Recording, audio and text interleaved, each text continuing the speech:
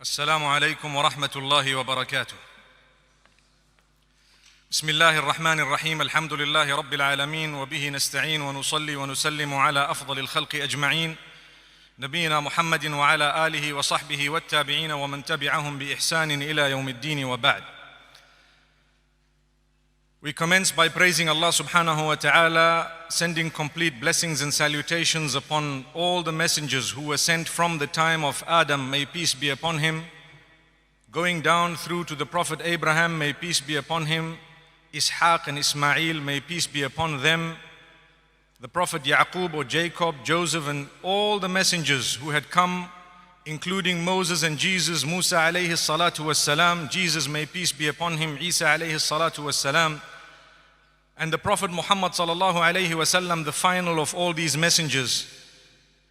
And we ask the Almighty to bless all their companions and those who sacrificed with them in a way that the goodness was preserved and delivered to us. And we ask the Almighty to bless every single one of us and to grant us goodness and to keep us on the pure path and to keep us from those who have contentment in this world and who shall be from amongst those who have happiness in the life after death.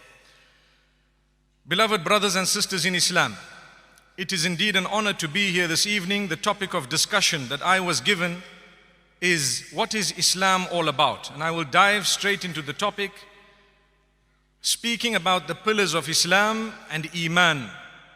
But firstly, to tell you what is the meaning of Islam. Islam has a dual meaning. The first is submission and the second is peace. The idea is, when you submit, you attain peace. Submit to what? Submit to revelation of your Maker. We believe that we were created, the first of our species was known as Adam, may peace be upon him, and the second was known as Eve or Hawa, may peace be upon her. And we believe that the Almighty created us with a purpose. What is this purpose? He says it in the Quran, وَمَا خَلَقْتُ الْجِنَّ وَالْإِنسَ إِلَّا لِيَعْبُدُونَ. I have not created mankind or jinnkind except so that they may worship me. One may misunderstand this and think that worship me refers to constant prayer or refers to constantly being in the remembrance of the Almighty as in verbal remembrance.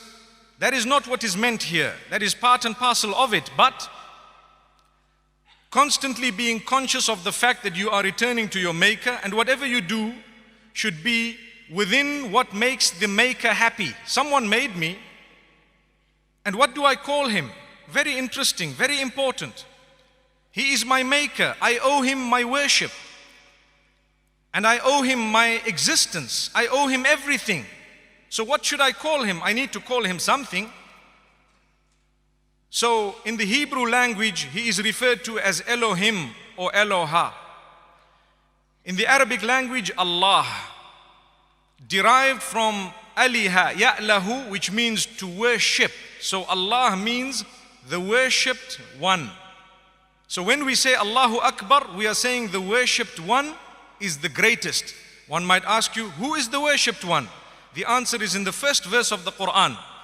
Alhamdulillahi Rabbil Alameen, Ar-Rahmanir Rahim, Maliki Yawmiddin. All praise is due to Allah.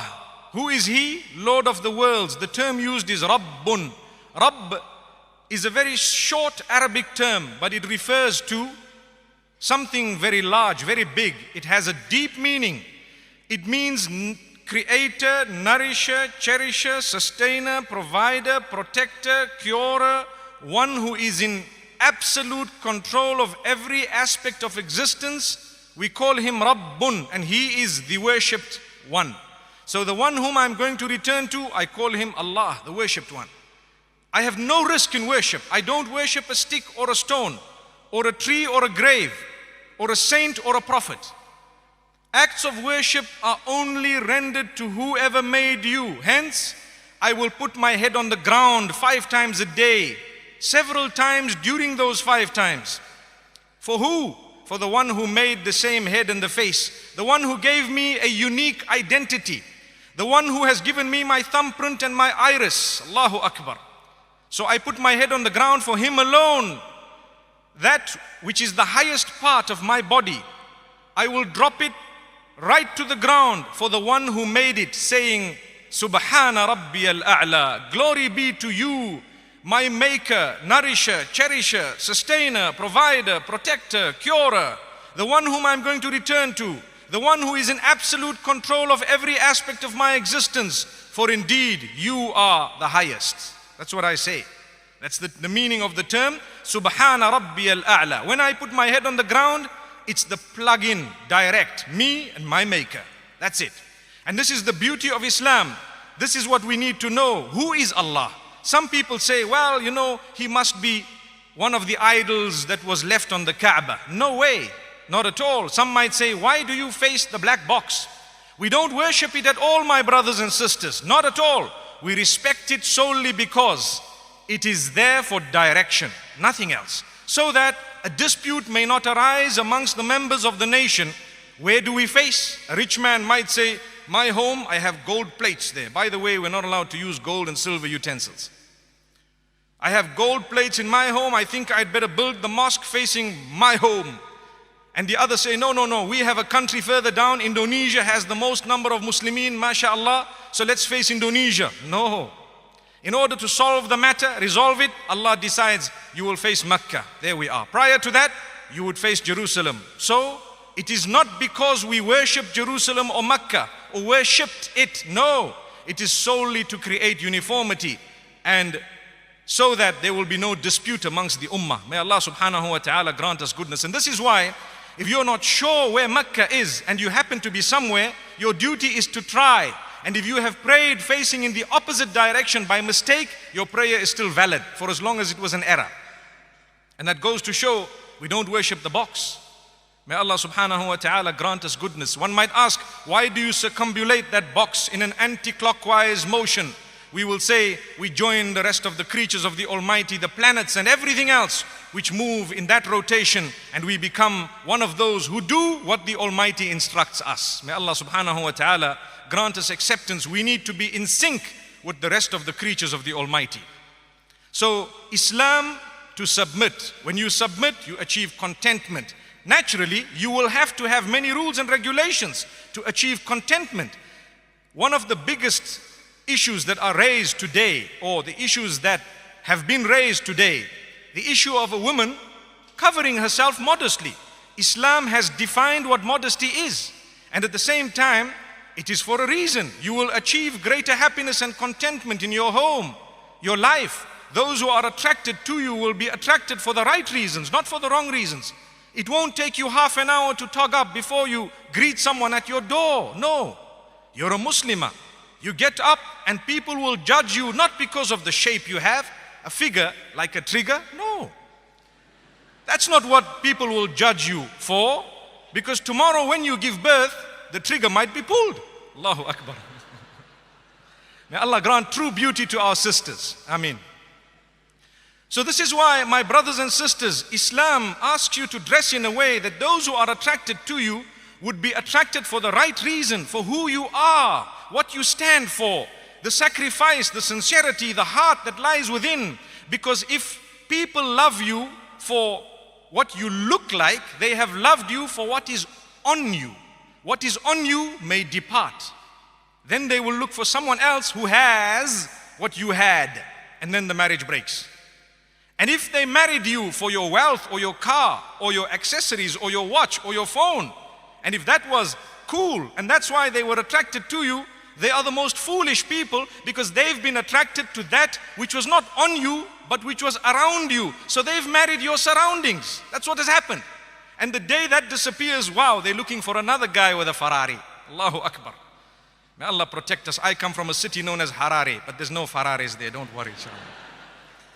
My brothers and sisters, what we need to realize, you marry someone for what lies within. Character and conduct develops. Spirituality also develops. As you become older, you become a better person. Does your spouse realize that, consider that, recognize that, acknowledge that, and appreciate that? If the answer is yes, 50 years later, he says, oh my darling, even the moon looks ugly when you are around. I think some of us will say, it's just a joke. he could be serious. Believe me, don't take for granted the statements of your spouses. So in Islam, there is a reason why you need to be dressed in a specific way. We believe we should be dressing similar to the Mother Mary, may Allah's peace be upon her. I did not see her in hipsters and tighties, not at all. And the images of her were not made by the Muslimin, they were made by others. The same applies to the beard that is grown by the men folk. We are following the example of all the messengers. Not a single messenger, Moses, Aaron, Abraham, Lot, whoever else, David, Solomon, all of them who were the top of the notch, meaning good people, really brilliant people, shining examples, including Jesus, may peace be upon him. All of them had beards, none of them were shaved, not one. So we try to emulate that to the degree that I have been looked at in rural Zimbabwe and they say, has Jesus come? Wow. Allahu Akbar. May Allah grant us goodness. These images were not drawn by us, but it's a reality. So we are living the living example of all the messengers, including the Prophet Muhammad, may peace be upon him. And in Islam, we firmly believe the more you submit, the more contentment you will taste. May Allah grant us contentment, happiness in this world and the next. So this is the meaning of the term. And I'm sure we would all have learnt that Islam has 5 pillars. It is built on 5 pillars. So to put you into the picture, when we talk of the pillars of Islam, we are talking of things that can be seen with the eye. I can tell if people have followed the 5 pillars of Islam. But there is something known as Iman, which has 6 pillars, and some have taken it to 7. I'll mention them in a few moments. Those pillars cannot be seen. Iman means belief. That's the meaning of Iman. And Islam means submission. So if you have submitted, I can see that. If a person is praying 5 times a day, one of the pillars of Islam, I can see that. If a person is giving alms to the poor, it's something physical, it can be seen. The poor person knows, or at least they would know, the people around may know. If someone is uttering the declaration of the faith, people would be able, subhanallah, to know that this person has uttered the declaration. Whether they believe it in their hearts or not is between them and the Maker. That is known as Iman and belief. So this is why the first pillar, the Shahada, I bear witness that there is none worthy of worship besides the worshipped one. Who is he? We call him Allah. Now do you know what it means? The worshipped one who made me, nourished, the one who is in control, nourisher, cherisher, sustainer, provider, protector, curer, and so on. And I bear witness that all the messengers who have come were upright men, unlike what others believe, that Lot committed this sin, and Solomon did that, and David did this. In Islam, we believe no. The ambassadors of the Almighty were the most upright in their nation. So we believe they were those who were rightly guided. The Quran says to Muhammad, peace be upon him, أُولَٰئِكَ الَّذِينَ هَدَى اللَّهُ فَبِهُدَاهُ مُقْتَدِهِ. Those messengers were guided by the Almighty, so you follow the example of their guidance. Amazing. So these were powerful people. Jesus, a powerful man, he was given the miracle of the Almighty. So many miracles. The first was his birth. Amazing. He was born through a female without the involvement of a male, by the miracle of the Almighty. That's what we believe. Just like Adam, may peace be upon him, was born, or should I say, was created without the involvement of a male or female. Eve was created through a male without the involvement of a female. Jesus was created through the involvement of a female without that of a male.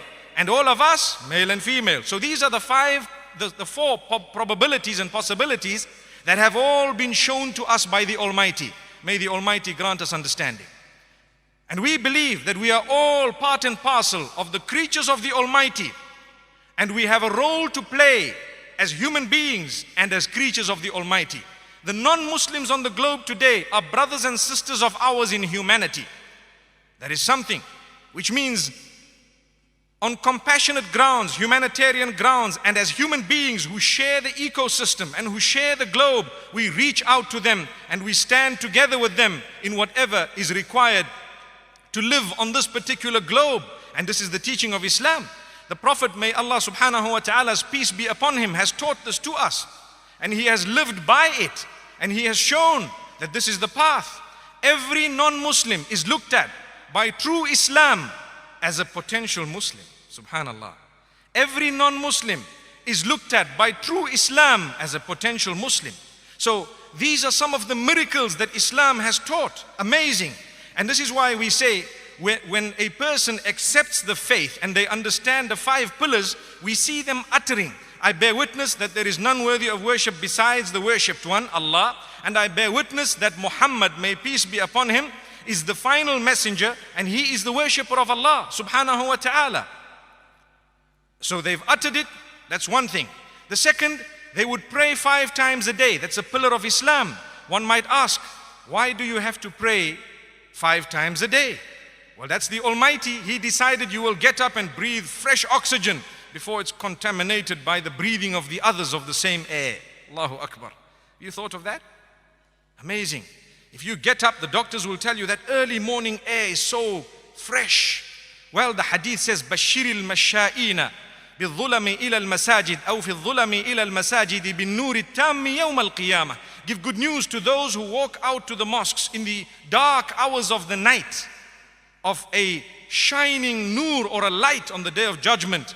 Believe me, whenever there is benefit of the life after death, there is firstly benefit in this particular worldly life. So if you were to breathe that air whilst you're going to the mosque, or even if you've opened the window and you are actually breathing the early morning air, you will have a much better day than those who have got up late, perhaps from the other side of the bed, as they would say, and groggy, and they don't even know the right from their left sometimes. May Allah protect us. So what a great gift. The timing is perfect. Just before you sleep, there is a prayer. As you get up, there is a prayer. Midday, there is a prayer. Once you've, late afternoon, there is a prayer. And as the sun sets, there is a prayer. Very short. One might ask, is that the real word that you use, prayer? The answer is no. That's just the English, what can I say? The English word that is used in order to translate the Arabic known as salah. Salah is actually what we would term in the English language prayer, but prayer includes supplication as well. So when we say the 5 daily prayers, we are talking of a specific type of movement with actions and words that are uttered for the Almighty in a specific language. One might ask, why Arabic? I can give you a quick answer. The scriptures that have come from the beginning, we believe in all of them, but where are they? That's the question. I want to see the original manuscript. I had a few people, the Jehovah's Witnesses, who had visited me, and they were, preaching the Bible to me, and I asked one question, because obviously, I would salute them for the dedication of trying to go out and preach the faith. And I said, look, is there just one manuscript? They say, no, there are more than 36 different versions of the Bible. So I said, well, if all the Christians can get together upon one version, then I'm sure all the Muslims would accept that version. And they looked at me. I said, but that won't happen. I said, well then, you preaching to me, I have a more powerful book that all the Muslims have agreed upon, the word of Allah. How did we not lose it? Allah says, إِنَّا نَحْنُ نَزَّلْنَا الذِّكْرَ وَإِنَّا لَهُ لَحَافِظُونَ. We have revealed the book and we are the ones who will protect it. So in order to pray the 5 daily prayers, what is required for me and you, and even the new Muslim, you need to memorize at least a little portion of the book. At least a little portion, so that you can be from amongst those who say, I memorized part of the book even though I may not have understood the Arabic language, so I have contributed towards the protection of the word of the Almighty in the language it was revealed in. Subhanallah. So every one of you seated here, you would be knowing at least a short passage made up of perhaps 5 lines, 10 lines maximum, perhaps. That is the minimum that we would know by the will of Allah subhanahu wa ta'ala. Congratulations, you have contributed towards the protection of the word of the Almighty in the language it was revealed in, even though you may not have understood that particular language, subhanallah. And this is why the word of Allah is memorized by so many people across the globe. It is known by so many people. If I were to make an error, I'm sure there would be so many people here who would be able to correct me. And they would say, no, this is a mistake. And if I were to read a verse, we would all be able to know where exactly it is. May Allah subhanahu wa ta'ala grant us goodness. So, when you accept Islam, or when a person is a Muslim, when we are praying, we stand up facing a specific direction, and we would say, the worshipped one is the greatest, and we would stand folding our hands, and at the same time, we would be declaring the praise of the Almighty and reading passages of the Quran in a specific language, because we need to contribute towards the protection of that book. Subhanallah. Amazing. So the Quran is the book. And these 5 prayers, if we take a look at them, they are a gift of the Almighty to discipline us. We stand in a specific place, we need to be clean, we need to be wearing a dress code that is covering specific organs and parts of the body, and at the same time, we look at a specific place. So if I can look at one place 5 times a day without moving my eyes, and I don't eat whilst I'm praying and so on, and I can control myself in that, then I can discipline myself outside the prayer and protect my eyes from looking at where I'm not supposed to be looking, because I could do this. I've been trained 5 times a day for the sake of the Almighty, looking at one spot, for example. Why then outside those 5 prayers can I not, for the sake of the same Almighty, be controlling my gaze? Subhanallah. May Allah subhanahu wa ta'ala help us to understand the broader benefit of this prayer. Let's move on. If we take a look at supplication, which is to call out to the Almighty, we have no restriction. You can supplicate in any language. In fact, before you utter your words, the Almighty already knows what you want to say. يَعْرِفُ سُؤْلَهُ حَتَّى قُبَيْلَ النُّطْقِ بِالدَّعَوَاتِ. He knows what you want to say even before you've uttered it. Sometimes you want something, you need something, you want to call out to the Almighty, but your words do not really do justice to what you want, and the Almighty says, I know what you want, don't worry. And this is why you could say, Almighty, every single one of us seated here has different needs, different difficulties, different issues. You know what each one of us wants. Grant it to us. Amen. Amazing. The Almighty, to call out to Him in terms of supplication, there is no language restrictions. Before you eat, after you eat, as you're embarking on a journey, when you come back, there may be a preferred set of words because they were uttered by the messengers and so on. But it's not restricted to that. It's not prohibited to say it in English in the name of the Almighty. And to pray, to ask and so on by means of supplication, no restriction. May Allah subhanahu wa ta'ala accept from us, and may He make it easy for us. So that is the second pillar of Islam. And as I said, if you were to pray, people would see it. If you were not to pray, people would see this person's not submitting. Thirdly, to give out alms to the poor.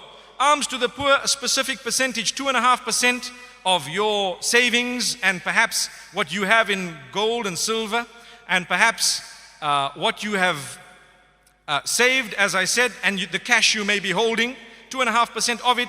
I'm sure we would know the details, but in a nutshell, there is a small percentage of charity you need to give out on an annual basis for the sake of the Almighty. What He does not want you to cling to materialism. He says, I've given you what you have, 2.5% of that belongs to me. I would like you to give it on my behalf to the poor. So that amount does not belong to you, it belongs to Him. All you are doing is offsetting it on His behalf. And you don't owe it to the church or the mosque or anyone. No, you owe it yourself. You can go out to the poor and you can hand it to them yourself. Or you can give anyone of your choice who is reliable that amount. It's between you and your Maker. Unlike other faiths, sometimes you owe it to the priest or the rabbi or whoever else it is. In Islam, it's your duty, you and your Maker. And on top of that, voluntary charities, no limit to that. May the Almighty accept our charities, and may He accept from us that which we give for His cause, bearing in mind that a charity in Islam does not stop at what is monetary. No, but even to smile is a charity. Smile, mashallah. Show your dentures, show your teeth, inshallah. May Allah subhanahu wa ta'ala grant us goodness. Even if you're showing your dentures, it's an act of worship. My brothers and sisters, mashallah, we thank the Almighty. Or should I be more realistic, mashallah? Even if you didn't have teeth, to smile is a charity. Allahu Akbar, Allahu Akbar. May Allah subhanahu wa ta'ala grant us strong teeth, and may He make us chew the right food. Ameen. So my brothers and sisters, this is the charity. Then we have a pillar of Islam known as fasting. We fast for many reasons. Do you know today the medical benefits of all these pillars of Islam are being researched? Amazing how when you put your head down in prostration in salah, you're actually curing yourself of heart disease. Did you know that? It's the only position you can comfortably get into as a human being whereby your brain is lower than your heart. Allahu Akbar. And the gravity would actually make it easier for it to pump. And now the oxygenated blood getting to your mind and your brain, you feel fresh and you're okay. And if you're used to praying like that and spending time in prostration for your Maker, you find yourself a very healthy person. And if you're not used to it, your head begins to throb initially. Don't worry, get used to it. The throbbing will go. May Allah grant us goodness. May He make us more used to putting our heads on the ground and not just darting ourselves down as though we are chickens pecking the ground for grains. Allah protect us. So, if you look at fasting, we fast for the month of Ramadan. Sometimes non-Muslims look at us, you fast for the month, I'll be dead by then. No, it's from dawn to dusk every day. Simple. It has a lot of goodness for your health, and spiritually, as soon as the month of Ramadan enters, ask the Muslims, they will tell you there is a different spirituality. It is so elevated that you would need to be a submitter in order to feel it. Subhanallah, amazing. And thereafter, you would have compassion, because when you're hungry, you reach out to the poor. You have food you're staying away from.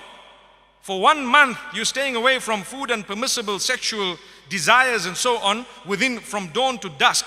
That should help you protect your chastity outside that month. If I could do it for 1 month, why can I not do it for the rest of the 11 months? Number one. Number two is, if you can protect yourself from eating what is otherwise permissible for 1 month of the calendar, why can you not protect yourselves from eating that which is prohibited for the rest of the 11 months? Amazing.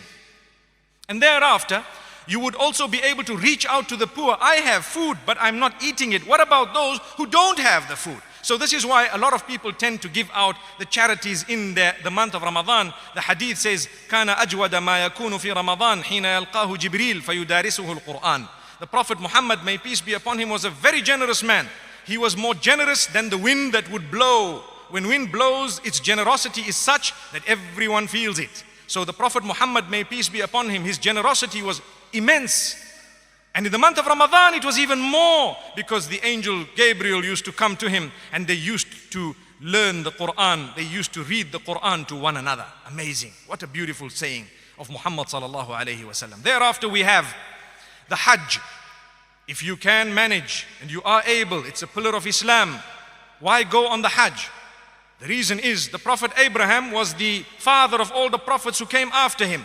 He sacrificed after he knew his Maker. He worshipped his Maker. If you were to read the verses of the Quran, he identified his Maker and he said, I worship whoever created the sun, the moon, the stars, myself, and every other aspect of creation.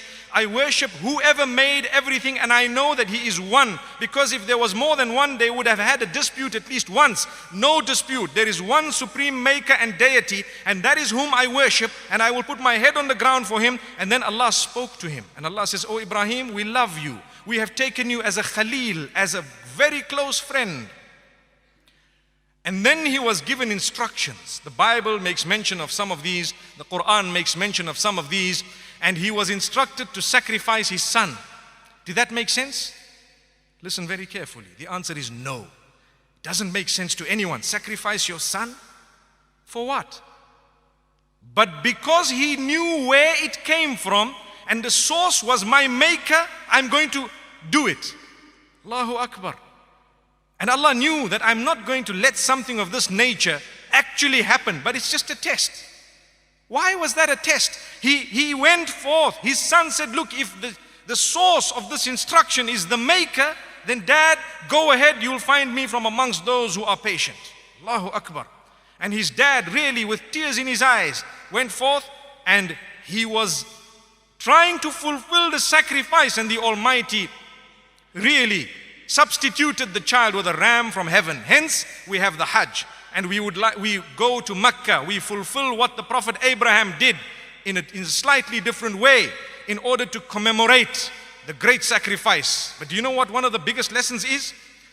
He was ready to fulfill that which did not make sense to him because he knew the source of it. We at times are not ready to fulfill what makes sense to us, and we still know the source of it. How can we still call ourselves submitters? Sometimes people might argue, why do I need to cover up? Why do I need to do this? Why do I only need to eat halal? Why do I need to do this and that? Well, the answer is, sometimes you may know why, and sometimes you may have to go out and learn why, but in the interim, it doesn't mean that you should just abandon it. Start fulfilling it. See, you may start achieving the contentment that you are really searching for after fulfilling that which may not have made 100% sense initially, but as gradually you worshipped and you followed, it would start making so much sense to you. You would feel the comfort, you would realize the greatness of it, and then you would say, Subhanallah, all praise is due to Allah.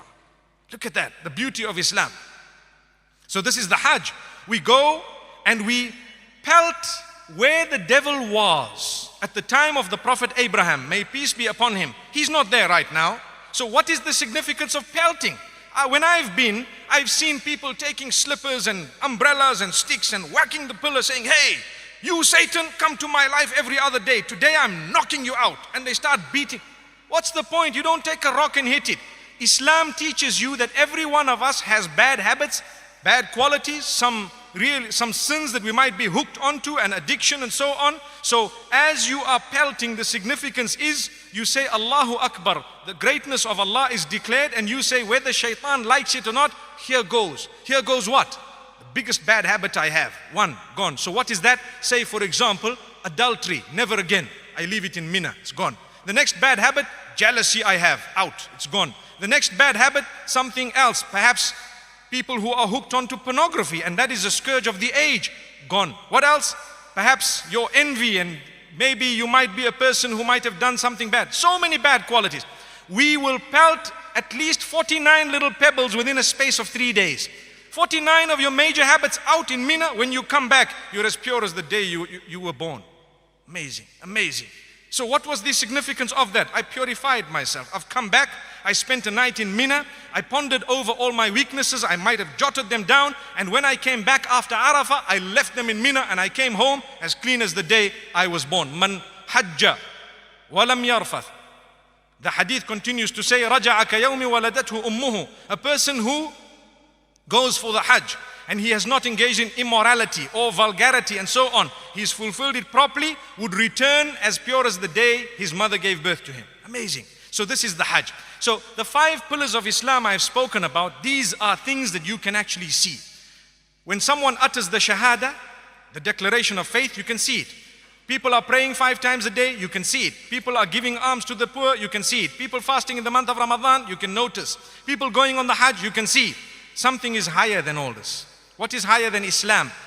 That which is known as Iman. Iman meaning belief. Now to believe what you've uttered, I believe that Allah is one and Muhammad, peace be upon him, is the final messenger. That is now a higher level.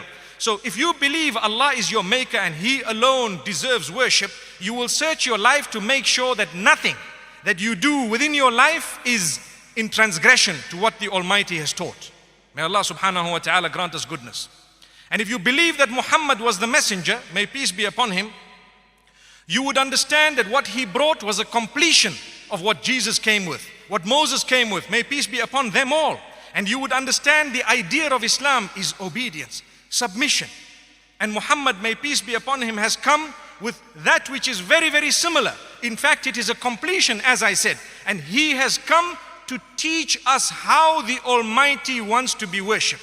This is why there is something known as an innovation. Innovation means something the messenger did not teach, and it is an act of worship. So if you were to look at the light and the roof and the paint and the ceiling and the buildings, that's not a direct act of worship. So innovation does not enter that territory. But if I were to worship the Almighty by saying, okay, I'd like to worship the Almighty, I'll raise my right hand and I'll hold it up towards the sun for 15 minutes and I'll say, God bless me, God bless me, God bless me. As a Muslim, I'm not allowed to do that because you do not create an act of worship on your own. The messenger's job was to teach me and you how to worship the Almighty. So just go and see what he said. He said you make so many units, you do this, you do that. Yes, when you want to supplicate, you can raise your hands and supplicate. You can call out to the Almighty at certain times and at any time. Amazing. But to do an act of worship he didn't teach, that is part and parcel of believing in the fact that he was the messenger. May Allah subhanahu wa ta'ala grant us goodness. Thereafter you have belief in the angels. Amantu billahi wa malaikatihi. There are angels, the angel Gabriel, Mikael, mashallah, a friend of mine visiting from Malaysia, mashallah, for this function. Mikael, mashallah. And we said, wow, at least it wasn't You know, the angel of death. Allahu Akbar. Allah grant us goodness. Allah bless us all. So Mikael, an angel. Jibreel, the angel, certain angels mentioned, we know, لا يعصون الله ما أمرهم ويفعلون ما يؤمرون. The Quran has a great description of who the angels are. They do not disobey. They are there for reasons. Every human being is born. They have a soul. The soul is given a uniform. The uniform is known as a body. You will remove the uniform when you go into the life after death. Your uniform is left back and you continue. So what I have right now, we call it a body. It's actually a uniform given to the soul in order to test it during its life at this big school known as my life. It's a school. I will graduate one day, and what will happen? I need to, inshallah, get my certificate.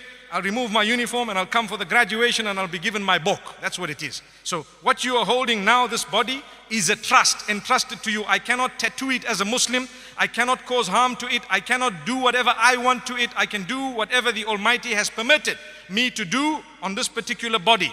This is why we need to look after our bodies. We do not consume that which is harmful to the body. People ask about cigarettes. Well, if it's harmful, don't do it. You're a Muslim. People ask about shisha. Wow, the in thing. The shisha lounge. You know, we'll meet there. Yeah, not a problem. It's becoming a big thing. Believe me, if it's harmful to your body, a Muslim should not be there. That's the best way of wording it. Notice I'm not saying it's haram, haram, because we know what it is. But at the same time, I'd rather tell you, you're a Muslim, don't go there. Come on. You know, you're harming this uniform of yours. You're burning. Imagine a few days ago we were here, Tawheedul Islam Girls High School, top school, mashallah. And look at them, dressed spick and span, mashallah. Imagine uniform, and each one is making holes in the uniform and pitch up the next day at school. How? I got a hole. I drew a little cartoon on my uniform. They'll kick them straight out of the school. Come back with a better uniform. And we tattoo our bodies. Allahu Akbar. Muslim, don't do that. May Allah protect us. May He forgive those who may have done it. Remember, you just ask the Almighty for forgiveness and He will forgive you. I need to pause there for a moment. The issue of forgiveness. One of the most powerful gifts of a Muslim. Your sin is your secret between you and your Maker. You don't even confess it to your spouse. Did you hear that? That's Islam. Your sin is your secret. It's between you and your Maker. In the darkest corners of the night, you have 4 conditions. If you meet them, you're as pure as the day you were born. Any day, any time. What are the 4 conditions? Admit that you were wrong. Regret it. Say, I'm sorry, I ask your forgiveness, and promise not to do it again. Wiped out. Between who? You and your Maker. No confession to anyone else. That's Islam. This is the beauty of the faith. So no matter what I've done in the past, even if I've done things that are irreversible, you get people who've tattooed, we were talking about it, I'm just going to make mention of it, and sometimes they would regret it later on, and they cannot reverse it for whatever reason it is. Well, you're going to have to live with that, but who knows, the Almighty would have forgiven you because you regretted it and you really don't like what you did. So never lose hope in the mercy of Allah. قل يا عبادي الذين أسرفوا على أنفسهم لا تقنطوا من رحمة الله إن الله يغفر الذنوب جميعا إنه هو الغفور الرحيم. O Muhammad, peace be upon him, tell my worshippers, whoever has transgressed against themselves beyond the limits, that Allah is most forgiving, most merciful. He will forgive all the sins that human beings have engaged in. Let them turn, for indeed they need to turn before it is too late. So turn to the Almighty. I always say, you have a sin, turn now. Here and now. Ya Allah, I'm going to leave this habit, that habit. I regret it. I feel I've done wrong. Don't want to do it again. I promise you from this day, I'm going to improve. And you see yourself feeling so good within an instant. Never ever does the Almighty reject your repentance if the 4 conditions are met. No, He won't reject it. So don't think He's rejecting it. The devil comes to you and makes you think there's no mercy for you. That's the devil. There is always mercy. So this is the beauty of Islam. This is what Islam is all about. And this is how we are different from other faiths. You do not confess to anyone. You confess to your Maker. If you have told someone a sin, you may regret it. You may regret it. May Allah subhanahu wa ta'ala open our doors. And may He grant us goodness. So we were speaking about belief in the angels.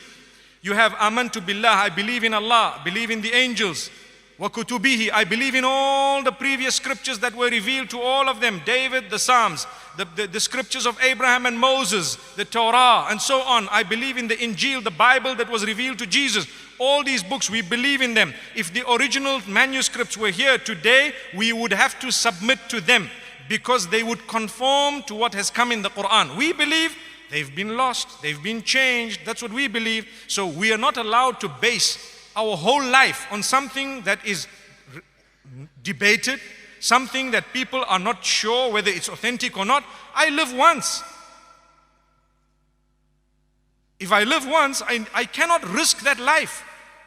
I need to make sure it's based on something real. So I will worship my Maker alone. I will never put my head down on the ground for the Prophet Muhammad, peace be upon him, or the Prophet Jesus, may peace be upon him. But I will put my head on the ground for the Maker of Jesus and Muhammad, may peace be upon them all. Allah subhanahu wa ta'ala. And Muhammad, may peace be upon him, never ever said, worship me. We believe the Quran says, Jesus, may peace be upon him, never ever said, worship me. He said, worship my Maker.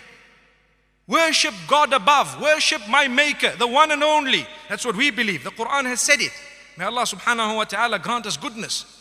So we believe in all the scriptures, kutubihi, the scriptures of Allah. And we believe the Quran is the only authentic scripture. And it is the final book. And in it, there is a sharia. There is a set of code, or should I say, conduct and rules and regulations that we will abide by. So one might ask, well, your laws are slightly different from the Jewish laws. Let me explain to you very briefly. When it comes to rules and regulations of how to lead your life, it changes with the changing of time, and each messenger came with something slightly different. But when it comes to belief, it was always the same. Every messenger taught that there is one God, and the angels and the books, good and bad fate comes from the Almighty. You're going to die, there's going to be resurrection, there is heaven and hell. Every single messenger taught the same message in terms of belief. So don't think that the message is different between Jesus and Moses and Aaron and Abraham and the others and Adam and Noah. No, it was all the same. They all taught there is a life after death, responsibility, answerability to the Almighty. There will be a day of resurrection. You're going to die one day, and so on and so forth. All this belief was the same, completely the same. When it comes to matters of leading life, how to pray differed with the different times and so on, different prophets and messengers. Some of the rules and regulations regarding dietary restrictions and so on changed with the changing of time. It is known as Sharia. Sharia meaning the law that will govern how you lead your life. That will change with the changing of time. So Muhammad sallallahu alaihi wasallam was sent the Quran, which has two things in it in this regard. One is belief and one is the Sharia in terms of law, rules and regulations. So the rules and regulations are there, and the belief is exactly the same that you will find from the time of the beginning of creation. May the Almighty grant us a deep understanding. So these are the books, the Quran being the final book, and we believe it has not been changed at all. At all. It's the word of Allah. Read it. Understand it. It is your gift. It is the most powerful word in existence at the moment. Believe me. Try it out. Listen to it. Read it. And open your heart and mind. As a Muslim, as a non-Muslim, you will find much comfort in this heavenly book. It is the word of your Maker. Allahu Akbar. And He talks to you. He speaks to you. It is totally different from the Bible and the other books, because the way it is put forth, you will see very clearly, this is the speech of the Almighty talking to myself and yourselves. May He grant us strength. Then you have the messengers. As I said, we believe in all of them. Every single one of them we believe in. Jesus, may peace be upon him, he had a miraculous birth. As I said, we believe he was not known as the Son of the Almighty, but rather the messenger created miraculously without the interference or involvement of a male. And at the same time, we believe he was not crucified. We believe he was taken up to heaven before he was harmed by the Romans. And we believe that the traitor who wanted to hand him into the Romans was the one whose face was changed to his face, and he was the one crucified. Yet Jesus, may peace be upon him, was protected by the Almighty, raised up to the heavens in his form and life that he had in the world, and he is alive today, and he shall return towards the end of time. That is Jesus, may peace be upon him. And this is what we believe about him. Amazing. And we believe he had miracles. The Quran makes mention of how by the will of the Almighty gives this power to his messengers. He could cure those who were sick and ill by merely passing a hand over them. He could create a little bird-like structure made of clay, and he would blow on it and it would begin to fly. A little bit of food would be sufficient for a lot of people. That's a miracle of the Prophet Jesus. These are mentioned in the Quran. And guess what? They're mentioned in the Bible as well. Amazing. So we also believe of the miracles of Jesus, but we say we worship the Lord of Jesus. We don't say Lord Jesus, we say the Lord of Jesus. Subhanallah. May Allah subhanahu wa ta'ala grant us goodness. If I were to say, oh Moses, cure me, do I know that Moses owns cure? It's a risk. Some might say yes he does, and the Muslims will say no. So there is a debate about it. If I were to say, oh Jesus, cure me, some people would say yes he would, and others will say no he won't. So there is a question mark. Why risk? If I say, oh Muhammad, cure me, some might say he will and some will say he won't. Risk. Why do that? Oh owner of cure, cure me. Can anyone say you're wrong? Oh owner of cure, cure me. Can anyone say you're wrong? Oh you who made me, oh you whom I'm going to return to, have mercy upon me the day I return to you. That is Islam. Allahu Akbar. Oh you who is going to be in control of my existence in the grave and thereafter, have mercy on me the day I die and help me through getting through the other side. Allahu Akbar. That is Islam. This is why we have so many names and qualities of the Almighty. It's a gift of Allah subhanahu wa ta'ala. Amazing.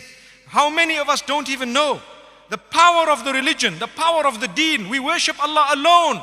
And we should understand and realize when we say Allah, we're talking of the worshipped one, the one who made me, the one in whose hands cure lies. So I say, oh owner of cure, oh you who hears my prayer, hear my prayer. Oh you who answers the call, answer me. Allahu Akbar.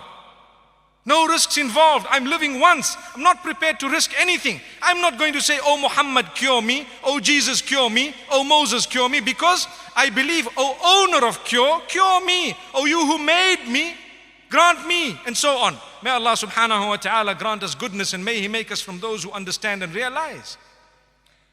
Now if we move further, we will notice when we speak of the messengers of the Almighty, there is a fine line between worship and respect. We respect them right to the limit of respect, but we do not render a single act of worship for any messenger. So we will send blessings and salutations upon the messenger and the messengers, and we will pray for them, and we will, there are so many words of praise we may utter regarding them and so on, but we will never ever render an act of worship for anyone besides He who made me, because that's why He made me. He would like to see who has better deeds. He says in the Quran, Surah Al-Mulk, الذي خلق الموت والحياة ليبلوكم أيكم أحسن عملا. He has created death and life in order to test you who has better deeds. So I'm in competition with you and you are in competition with me. But the reality is all of us can achieve the same rank. I need to do good deeds. Allah says, وَفِي ذَلِكَ فَلْيَتَنَافَسِ الْمُتَنَافِسُونَ. You want to compete about something? Instead of competing who has a greater salary and who has a better car and a better home and much more in terms of material enjoyment in this world, instead of competing for that, compete for the pleasure of the Almighty. And you see what you will get. Because money does not buy everything. Money will never buy you contentment. It won't even buy you your sleep, let alone contentment. May Allah grant us good sleep, and may He grant us contentment. I don't mean fall off to sleep here and now, but inshallah later on this evening. So we believe there is a fine line between worship and respect. So we will respect, and we know that worship is only for the Almighty. May Allah subhanahu wa ta'ala grant us goodness. Let's move to the next pillar of Iman. So we said, وَمَلَائِكَتِهِ وَكُتُبِهِ. We believe in the books, the angels, the prophets. وَالْيَوْمِ الْآخِرِ. We believe there is a last day. A day when everything will come to an end besides what the Almighty wants. And we believe there is judgment after that, resurrection after that, and the Almighty will judge between us. So let's not be very judgmental between ourselves. The Almighty has set aside a whole day, which is equivalent to 5 to 50,000 years of this life. Amazing. He has set aside a long day to judge between people. Why do we then assume his role and start saying, heaven, hell, heaven, hell? For what? Does it belong to you? It doesn't even belong to you. So who are you to judge and to decide where people are going? Come on. You might have a weakness that is apparent to everyone. Or that person might have a weakness apparent to everyone, and you might have 10 weaknesses that are hidden and far worse. Allah alone knows. So learn to love one another for the pleasure of the Maker. That's Islam. And one thing that's important to know about Islam, never judge a book by its cover. Islam is one of those books that people judge just by the cover. We who are Muslims are very guilty of not portraying the correct image of Islam. So people think it's a religion of fanaticism, it's a religion of terrorism, it's a religion of this and that. Sometimes, because of our own deeds and the way we operate, we couldn't even bother to help a person just because they're not a Muslim, and we did not go and search the life of the messenger. His character was such that it left a deep impact in the lives of those who interacted with him, to the degree that the bulk of them turned to the faith. Amazing. With us, people who want to come towards Islam turn away from it. This is why I say sometimes we need to ask ourselves, you have not been used to attract people to Islam. But what's worse than that is when you've been used to distract people from Islam. May Allah not make us from amongst those. Think about it carefully. If someone preaches to you and says you need to frown when you see a non-Muslim, wallahi, they are talking nonsense. They don't know what they're saying. That's not Islam. Every non-Muslim is a potential Muslim. As I said, they are our brothers and sisters in humanity. And thereafter perhaps in faith as well. May the Almighty grant us really the true understanding of this deen of Islam, the religion, beautiful faith. So we believe that there will be a day of resurrection when we will get our books, a book of deeds. Each one of us, I can explain to you in a nutshell. We have a soul, the uniform is the body. With that, Allah has appointed one angel who guides us, and there is a Satan that comes to misguide us. So every time as you attain puberty, every time there is something bad to be done, the angelic force within you will tell you don't do it, and the satanic force will tell you do it. The soul then makes a decision, either this way or that way. Whatever decision is made, that particular force wins. So if I have chosen not to do something bad, following the angelic force within me, in that case I have become spiritual. I am turning closer. The next time it becomes easier and easier for me to obey, for me to do that which pleases the Almighty, until I am known as a spiritual person, until my spirituality can be felt. Because I am actually a person whom it's so easy for me to get up for my prayers, perhaps to be an honest person, good character, because I'm used to it. To abstain from anger and temper, which is an Islamic teaching to abstain from. So if I forced myself to abstain from it the first time, second time, 20 times, by the time I get to 25 times, I won't need to really force myself. It will be my nature. It becomes your nature. But if you've allowed the devilish force or the satanic force to win once, so when there was alcohol to be consumed, what happened? You just went ahead and drank it. The first time you might have regretted it. Oh, adultery. Wow, I don't know what I gained by that. The second time, felt it again, guilt. Third time, no guilt. Fifth time, 10th time, well, it was nothing to you. It was just like saying hello. Allah protect us. Why? Because the devil has overtaken you. Initially, the Almighty gave you that help and assistance, and you chose not to do that. You chose to throw the help away, the guidance away. This is why we say it's up to you to fight off the devilish force. That is the battle. And then when you die, when your uniform is put aside and you go and meet your Maker, you will then be able to see the results. But I tell you, it is through the mercy of the Maker that we will all enter paradise. May Allah grant that to us. It's the mercy of the Maker. No matter what I've done, sometimes my deeds may not be pure enough, good enough for me to enter paradise. Perhaps, maybe, who knows? But the mercy of the Maker can make me get there by the will of Allah subhanahu wa ta'ala. So we believe there is a day of resurrection. And then there is a pillar of Iman and belief where we believe as Muslimin in fate. Good and bad fate comes from the Almighty. Destiny is from the Almighty. Whatever I want to achieve, I must try my best within the capacity and means given to me by the Almighty. If I want to get good results, I need to work hard. If I was lazy and then I fail, I'm to blame. But if I worked very hard and I still fail, I put my hands down and say the Almighty decreed that. Allahu Akbar.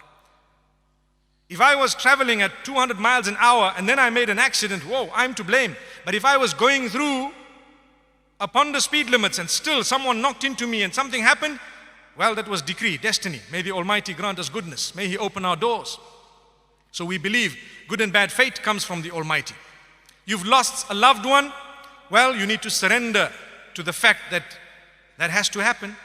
You will lose your loved one, or they will lose you, or both of you may go together. One day you will meet them again somewhere by the will of Allah subhanahu wa ta'ala. So this is Islam, this is Iman. These are the pillars of Islam and Iman.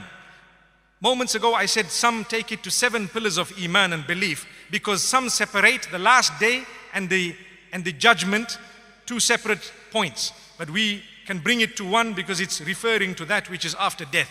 May the Almighty grant us goodness. A few more pointers important to make mention of. Islam teaches development of character and conduct and gives it preference to the degree that the Messenger says. One of the biggest points that will drive the people of heaven into heaven would have been their character and conduct. So if a person is holy in the wrong way, which means they pray whole day, they read the Quran, they like to, be found in the mosque, they dress appropriately, they are always making mention of good things, but they treat people very, very badly and their character and conduct is unacceptable, in that case, they are minimizing their chances of salvation and goodness. That's what Islam teaches you. Because their good deeds will be given as payment to those whom they've wronged. That's what Islam teaches. And yet, when you've developed your character and conduct, and you've become a good person with a clean heart, the development of the interior, the removal of qualities like jealousy, hatred, envy, and so on, and development of selflessness, development of love of one another, love of the creatures of the Almighty, all creation, and so on, that is what makes a Muslim. And sometimes we become oblivious of this. Sometimes we are guilty, really. We've developed ourselves outwardly, but we've forgotten the inside. So that makes a great chunk of a Muslim. May Allah subhanahu wa ta'ala grant us the ability to develop ourselves internally as well as externally. Then we have the Sharia I made mention of moments ago. People say, oh, barbaric. You know what? They cut hands, man. And you know what? They do this and they do that. Believe me, the Sharia is a set of laws that is divine. There's no loopholes in it. It's not as barbaric as the media makes it out to be, not at all. No ways. In fact, it is there to protect 5 elements to the highest degree. Your brain to be protected. And under that, what would be prohibited is anything that knocks your head. Like alcohol, intoxicants, and so on. Even oppression, you oppress someone to the degree that they are suffering, getting to insanity and all that. Totally prohibited, because don't play with the brains of people. Moments ago I was saying, a lot of people tell, sometimes nowadays you have people who fake that they love you. Because the most simplest words, I love you. Oh, that's just 3 sentences. Before we used to see a Rolex, a watch, a very expensive watch, say a Swiss watch. And a guy comes to you and says, I can sell you this Rolex for 10 pounds. You say, what? A Rolex for 10 pounds? And then he says, yeah, this one is made in China, Say, but it says here, Swiss made in Switzerland, Swiss. The guy looks at me and says, if they can make the whole thing in China, the easiest part is to write there made in Switzerland. The easiest part is to write there made in Switzerland. The more difficult part was to imitate the whole thing. So with us sometimes, may Allah subhanahu wa ta'ala grant us protection. We have issues that we need to deal with. See, the Sharia, it protects the human brain. Anything that has to do with taking away the brain is considered unacceptable. Why? That's what makes you different from animals. What makes me different from an animal? The cow. My brain is far more superior. Allah's given this to me. And this is why I need to answer to Allah. So, no drinking, no alcohol, no oppression, and so on. We're not supposed to be engaged in all of this. Point number one. Point number two, the protection of your lineage. Lineage is sacred. The Almighty chooses your father for a reason. You have rights to fulfill and he has rights to fulfill. And it is a test. Your father can be a Muslim or a non-Muslim. They have rights. The Almighty chooses your mother. Your mother has rights and you have rights over her. She can be a Muslim or a non-Muslim. The Almighty chose for you and me. Nobody applied, none of us. No application forms were filled, not at all. Perhaps they may have prayed for you. This is why I always say, your parents, you owe them a lot. You never prayed for them, but they may have prayed to have you. Allahu Akbar. Have you ever thought of that? So if you take a careful look at this, lineage is sacred. So what does it prohibit under that? It prohibits adultery, fornication, the sperm banks and so on. All this is prohibited. To have IVF, donations of other people, prohibited because it tampers with your lineage. Yes, if it is husband and wife, we need to know clearly whose child is this, where do they belong, and so on. May the Almighty help us to fulfill the rights of our parents. And then you have the Sharia coming to protect. The Sharia of Allah subhanahu wa ta'ala protects your wealth. So anything to do with usurping your wealth and mine will be prohibited. No stealing and no cheating, deceiving. The business ethics and everything come into play. Interest makes the rich richer and the poor poorer. Prohibited. Anything that is detrimental to you, the Almighty knows about it. He prohibits it. This is the Sharia. It will protect your wealth fairly. At the same time, it protects your dignity. The Sharia has come to protect your dignity. People who want to accuse you of adultery, they need to be dealt with. People who want to swipe at you, defame you, they will be dealt with. And the Sharia comes to protect faith and religion. Nobody forces you to enter the fold of Islam. You enter it on your own. The Sharia comes to protect faith. You have freedom of religion. In Islam we believe, Lakum deenukum waliya deen. You have your faith, I have mine. You're different, I'm different. You follow, I follow. Don't trample, I won't trample. Amazing. That's the law. May Allah subhanahu wa ta'ala grant us goodness. So this is the Sharia. It's not barbaric. I'd like to pause on one point. You see the cutting of the hand. People say, well, if they steal, they cut hands. So it's very barbaric. Let me tell you, it's not like that. The Sharia, a lot of the laws are deterrent, very much deterrent than a penalty, penalization. Because if a person steals, they need to have stolen from a specific place, more than a specific amount. They need to be sane and witnesses need to have witnessed what they did. And thereafter, if all these rules or if all these conditions have been met, the judge may decide what to do with that person. The highest penalty would be to cut the right hand at the wrist. That's Sharia. Allah knows why that will happen. But in a lot of cases, it doesn't get right to the highest point because there is something within the conditions that may not be met 100%. I can give you an example of the stoning to death.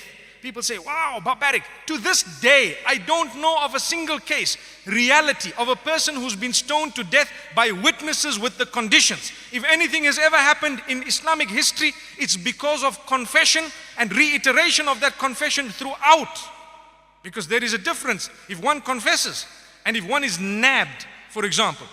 You need 4 brilliant Muslim men who pray their prayers and who are dedicated Muslims to have witnessed the act of adultery. It has not happened. Because at the same time, Islam teaches you, when you see something bad, look down.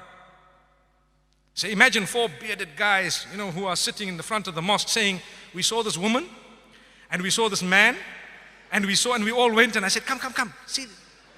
So to be honest with you, it's more of a deterrent than anything else. Allah gives you time. He is showing you how bad. He's showing you how bad it is. It's a crime. And if you've committed it, you have the door of repentance. You repent, and I've given you the conditions of that. And this is what Islam says. So it's teaching you purity, chastity, cleanliness, morality. And this is why we say, when you cover your body, my sisters, do you know what happens? You are appreciated and valued in the true sense. You don't have to be enslaved by the male eye. So you walk and you just the sex tool, and you just this point of attraction. Everyone looks at you, wow. And when you become a mother, they don't look at you anymore. But subhanallah, if you were dressed appropriately, then men would get along with their business, and so would you. And you know what? Mac and everyone else would go bust. Allahu Akbar. May Allah grant us the nur. May Allah grant us the light that He gives on our skins. And I tell people, you know what? Allah gives you nur. Allah gives you a light that shines on your skin. Why do you mac it up? It's a fact. You're blocking it, you're closing it, you're burning your skin, such that when you wash it off, you look at yourself without makeup and you say, oh, I can't even see my husband anymore. Allah protect us. You have a beauty that needs to be appreciated internally and externally. Allah gives you a light that shines from your face on your skin. May Allah subhanahu wa ta'ala beautify our sisters. So imagine if all women, just say a scenario, Sharia implemented, for example, and all women were dressed in a specific way, modestly. What would a man have to compare? When he gets married, whoa, that's his queen. Because when he looks left, someone is covered. He looks right, someone is covered. So he's so happy with what he has because he doesn't compare. But the reality is you married your wife for her legs, wow. And guess what happened? You went to the mall and saw better legs. So you come home and you're upset and you're busy on your phone. Who are you tweeting? Trying to find out who was that. Why? I need those legs. You'd rather go and have chicken legs from the closest halal restaurant. That's better for you. Allahu Akbar. My brothers and sisters, do you see the logic? So if you are covered, you are appreciated by who's supposed to appreciate you, not the rest of the world. Marriages are breaking because of this. If a person has married you because you displayed a figure in public, remember, my sister, there are 1,000 others who will have a better figure. Even if yours was Miss World at one stage, there is something known as Miss Universe. You need to know that. So it doesn't stop. Allah says, don't follow the rat race and become a mouse or one of the mice. No, what you need to do is cover yourself decently, modestly, so that the male can appreciate you. And he really won't have much to compare you with, and you are the queen, because when he looks, as I said, left or right, he sees covered up women, and that's what it is. This is the beauty of the Sharia, but people don't understand. No, it is barbaric. You know, you are actually blocking this woman. Believe me, if you take a careful look at it, it is liberation. It liberates you. It makes you independent of the male. It makes you independent. You are yourself, and you are judged based on what your heart is all about. The sacrifice you've made at home, the love that you show, and you have a family that is so happy. We have lost values today. Look at the world. It's screaming and crying. Sometimes because we as Muslims have stopped dressing the way we're supposed to. Then we worried. But you know what? He's a womanizer. My sister, where did you meet him? What happened? How did you meet? It's interesting. Be honest, and you'll find out that, you know what? Well, he liked the way Head and Shoulders looked on my hair. Now that you were, you had delivered after pregnancy and so on, and you might have lost a little bit of hair, and things happen, and you might be still working on it. Well, Head and Shoulders works on somebody else's hair. Allahu Akbar. Is that what a woman is all about? Just to look at and to say, I want that one and this one? No. A woman is to be respected. This is what Islam says. So if the world is portraying it differently and says that, you know what, this is barbaric, and wallahi, we look at it differently. And we say, my sisters, I'm sure those who are in hijab today, I don't think anyone's forcing you to do that. And this is something the West has misunderstood. People think we're forcing. No force. If anyone is forcing, wallahi, to be honest with you, in this particular country, it's a free country. It's one of the most free countries. The freedom extends beyond what I would even term freedom. Subhanallah. So we are so free, and you're trying to tell me that people are being forced, and yet there are so many people who covered from head to toe in this country. Allahu Akbar. They know the feeling of that liberation they have within. Unmatched. You need to first feel it. You need to know it. Once you have it, you will not trade it for anything else. Amazing. So in a nutshell, this is Islam. Obviously, we've only spoken of a few aspects of it. I haven't looked at the clock yet. It says 1 hour and 9 minutes and 21 seconds. But amazing. I've touched on just a few aspects. What is Islam all about? you will still have to go and research much deeper and deeper. Remember, Islam is a knowledge-based religion. The more you know, the more you will love it. You need to know the pure faith. The less you know, don't blame anyone but yourself if you were to turn away. May Allah subhanahu wa ta'ala purify us, grant us goodness, make us from those who can develop their character and conduct. In fact, a point comes to my mind before I close. Extremely important point. What is halal? I'm sure we need to know. People say, wow, these people chant their magical slogans on the meat, so when we eat it, we want to be Muslims. That's not true. I've heard that in Africa.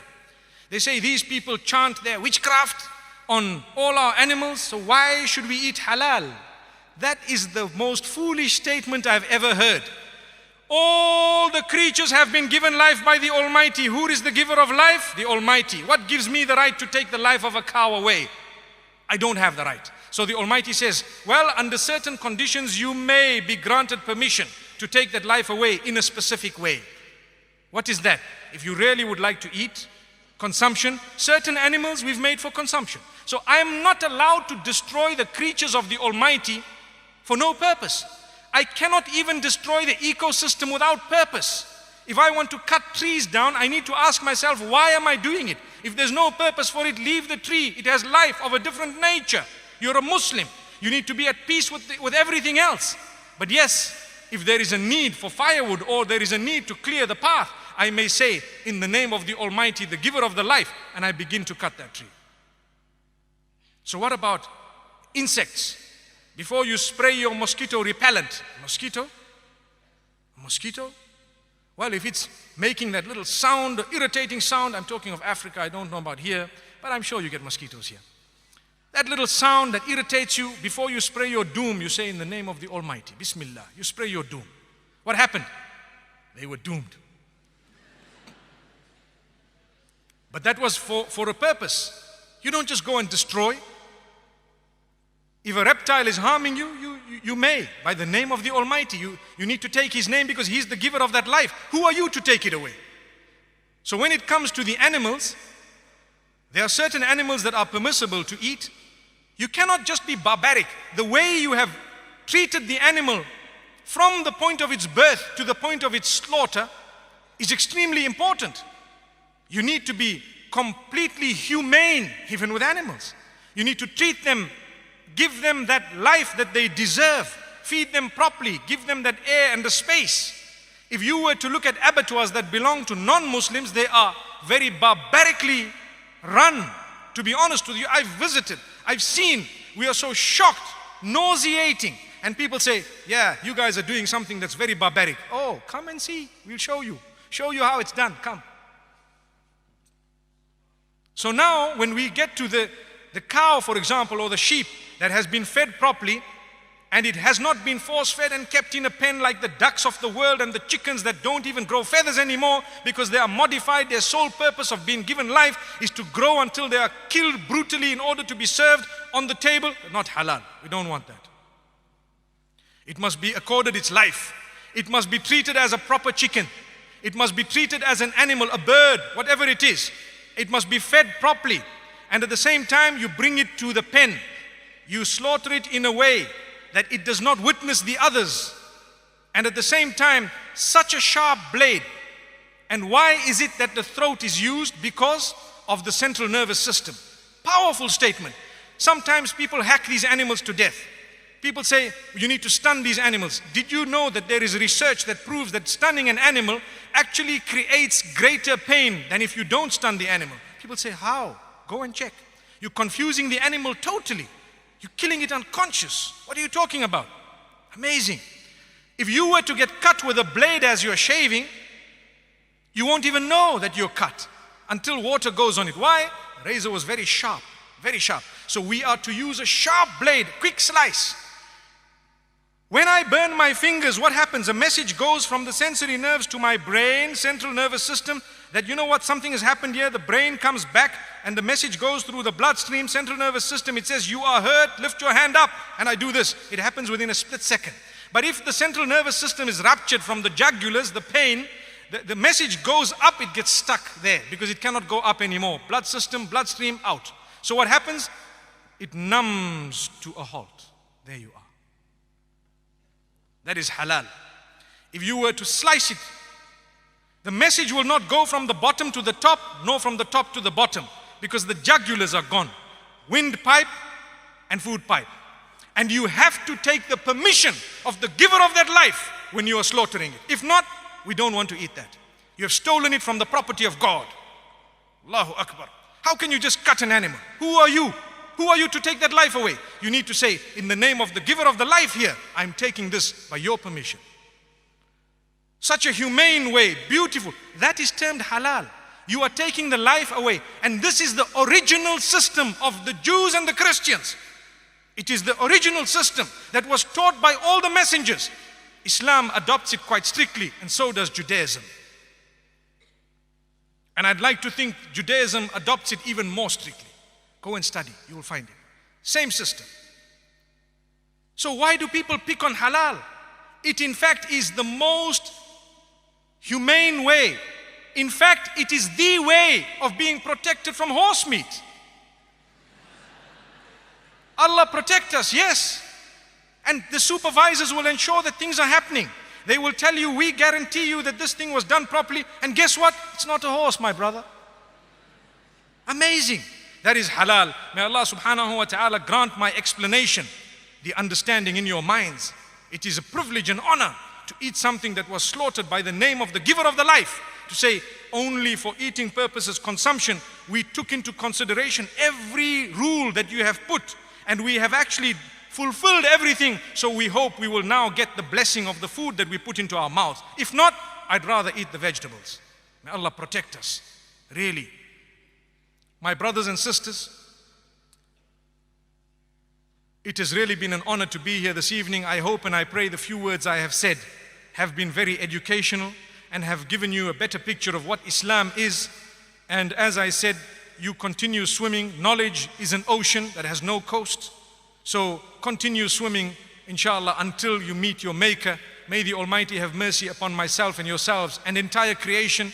And may we live in a happier world, a globe that sees peace and tolerance, a globe that sees justice, a globe that sees alleviation of suffering, a globe that sees humanitarianism, and a globe that sees us all reaching out to one another. And until we meet again on any other occasion, if not in paradise, we say, Sallallahu wa sallam wa baraka ala nabina Muhammad, Subhanallah bihamdih, Subhanakallahumma wa bihamdik, Nashhadu an la ilaha illa anta nastaghfiruka wa natubu ilayk. Assalamu alaikum wa rahmatullahi wa barakatuh.